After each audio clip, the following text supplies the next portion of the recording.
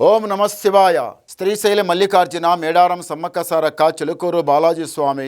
ఓం నమ శివాయ. గోపురం టీవీ చూసే వాళ్ళ ప్రేక్షకులందరికీ నమస్కారం. నా పేరు రామ్ శాస్త్రి. చిలుక జోషం అంటండి ఆ కాలంలో ఉంది, ఇప్పుడుంది, ఇక ముందు గుడిక నడుస్తుంది. చిలుక జోషం అంటే నిజముందండి, నమ్మండి, వినండి. జూలై నెల 6 నుంచి 12 వరకు 12 రాశుల మీద ఈ రాశి మీద గురుబలం ఎంత ఉంది, ఈ రాశి మీద శని బలం ఎంత ఉంది, మంచి ఎంత, చెడు ఎంత, లాభం ఎంత, లుక్సాన్ ఎంత, కష్టం నష్టం సుఖం దుఃఖం లాభం లుక్సాన్ చెప్తా వినండి. మొదటి రాశి మేషరాశి. తీ చిలకమ్మ. మేషరాశి వాళ్ళ జ్యోతిషం, మేషరాశి వాళ్ళ భవిష్యవాణి, మేషరాశి వాళ్ళ గణితవాణి. తీ చిలుక తే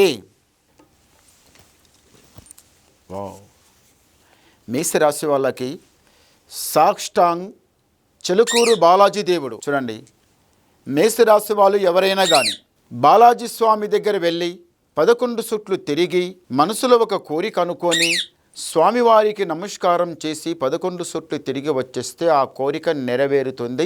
100కి 100 పాలు తప్పనిసరిగా జరుగుతుంది. జరిగిన తర్వాత మళ్ళీ వచ్చి 108 సార్లు తిరిగితే అది స్వామివారికి మొక్కుపడి తీర్చినట్టు. వెళ్ళి రావాలి తప్పనిసరిగా. మేషరాశి వాళ్ళ దగ్గర ఒకటి ఏముందంటే, ఏదన్నా పనికి వంగినరంటే వెనక జరగరు. ఆ పని పూర్తిగా చేస్తారు. ఇద్దరు చేసే పని అయినా కానీ, నలుగురు చేసే పని అయినా కానీ, అరే ఈ పని సగానికి ఆపిపోతే మంచిది కాదు, ఈ పని పూర్తిగా చేయాలని ఒక్కరే అంత పని ఒక్కరే సాఫ్ చేస్తారు. బాగుంది. ఏదన్నా కావాలనుకున్నారంటే మాత్రం వదిలిపెట్టారు. వదిలిపెట్టిన పని మళ్ళీ ఆలోచించారు. 10 మంది 10 మాటలు చెప్తే, 10 మంది 10 తిరాల మాట మాట్లాడితే అక్కడ హూమని ఇంటారు.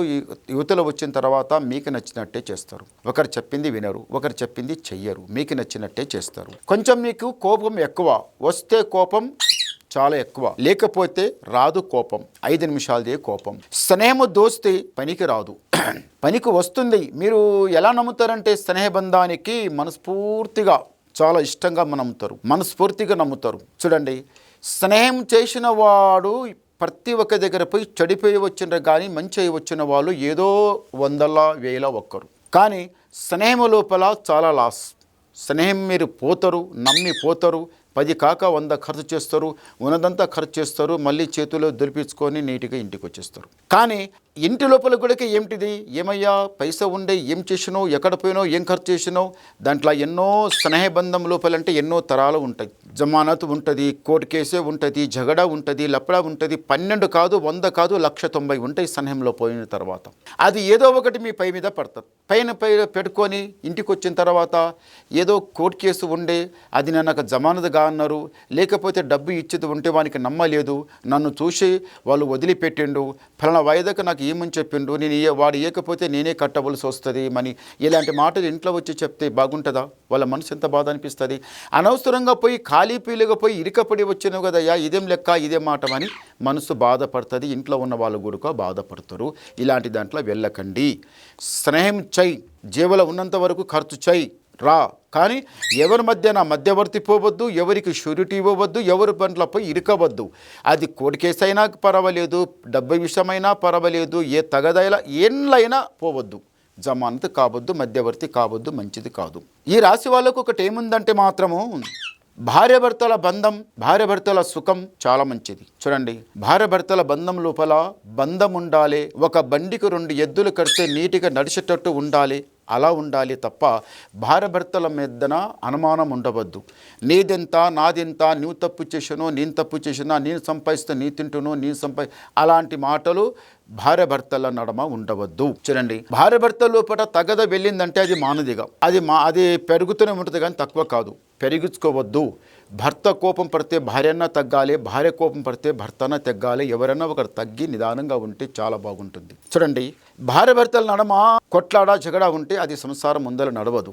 ఒకటి భార్యాభర్తల నడమ ఒక అర్థం చెప్తా వినండి. భార్య పప్పులో ఉప్పు ఎక్కువ వేసింది. భార్య పప్పులో ఉప్పు ఎక్కువ వేస్తే ఏమైంది, భర్తకు వడ్డించింది. భార్య మీద చాలా ప్రేమ భర్తది. వడ్డిస్తే అందులో ఉప్పు ఎక్కువ ఉందని తెలుసు అని తింటుండు. ఆమె మధురంగా మాట్లాడుకుంటా, నవ్వుకుంటా, నగుమురుసుకుంటా, దెల్లకు చేసుకుంటా ఎంతో ప్రేమతో ఆమె అన్నం తినిపించేటప్పుడు ఆయన తింటూనే ఉన్నాడు, మాట్లాడుకుంటూ తిన్నాడు, చేయి కడిగిండు. మరి ఏమో తినాలి కదా. ఈమె అదే అన్నం వేసుకొని అదే పప్పు వేసుకొని తినంగానే నోరంతా భగ్గుమన్నది. ఉప్పు ఎక్కువ ఉంది కదా, నామతి మెండా అసలు ఇంత ఉప్పు వేస్తే కదామని ఆమె బాధపడుతుంటే ఆయన ఏమంటే తెలుసా, ఏం కుంపలు ముందుకుపోయినామని ఇంత బాధపడుతున్నావు, సరే నీ పెట్టింది నేను కడుపు నిండా తిన్న కదా, సరే నీవు తినకున్నా మళ్ళీ తిను. భార్యకి ప్రేమతో మాట్లాడితే ఆమె కన్నీళ్ళు ఇట్లా కన్నీళ్ళు తిరిగింది. అది ప్రేమ అంటే. భార్య భర్తల నడమ ప్రేమ ఎంత పెరిగితే అంత గుట్టలిక పెరుగుతుంది. ప్రేమ ఒక క్షణముల దారం తట్మని తెగ కొడితే ఎట్లయితుందో ప్రేమ అట్లా తెగిపోతుంది. అలా రానియవద్దు. ప్రేమ చాలా బాగుండాలి. ఈ రాశి వాళ్ళకి ఏముందంటే భార్య భర్తలు మంచిగా ఉండాలి, ఒకరి మీద ఒకరి ప్రేమ బాగుండాలి, నీదింత నాదింతమని అనుకోవద్దు అని ఇలాంటి ధ్యానం చాలా బాగుంటుందండి. ఈ రాశి వాళ్ళకి మళ్ళీ ఒకటి ఏముందంటే మాత్రం కొంచెం కోపం ఎక్కువ. వస్తే కోపం చాలా ఎక్కువ, లేకపోతే రాదు కోపం.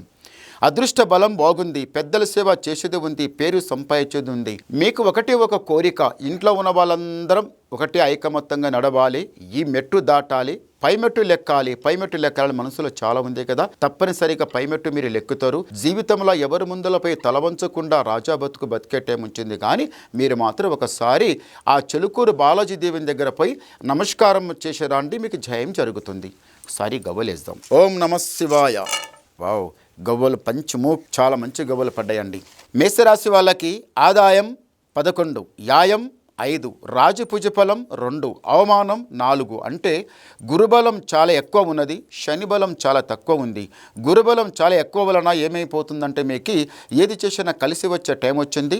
తొందర పడకండి, నిదానం మీకు చాలా మంచి పనికి వస్తుంది. తొందర మాత్రం పడకండి. మళ్ళీ మీకు ఏమన్నా డౌట్ ఉంటే వినాలనుకుంటే నాకు ఫోన్ ద్వారా మాట్లాడండి, మీ డౌట్ క్లియర్ చేసేస్తా, ఉన్నది మొత్తం చెప్పేస్తా. నమస్కారం.